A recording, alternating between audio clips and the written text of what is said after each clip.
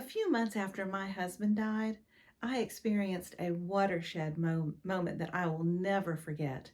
My 12-year-old had done something to upset me, and I really lost it. I was screaming at him.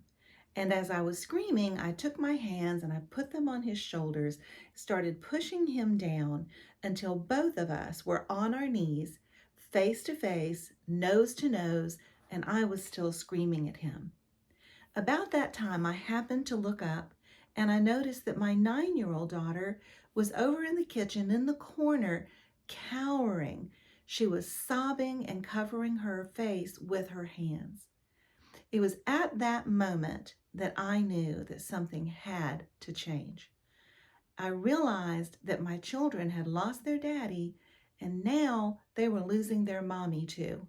And I just could not let that happen. It was so scary.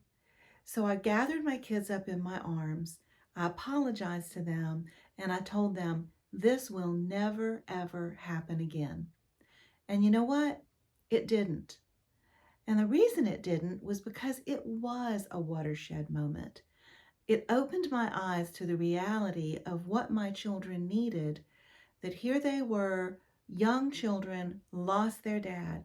They needed the security of a mother who was in control of her emotions.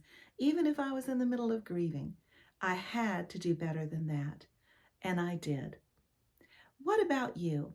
Have you ever had a watershed moment like that? Or a terrible parenting fail that told you that something has to change? Did it change? I would love for you to put a comment below and let us know what you've been through so that we can learn from one another. Thanks so much.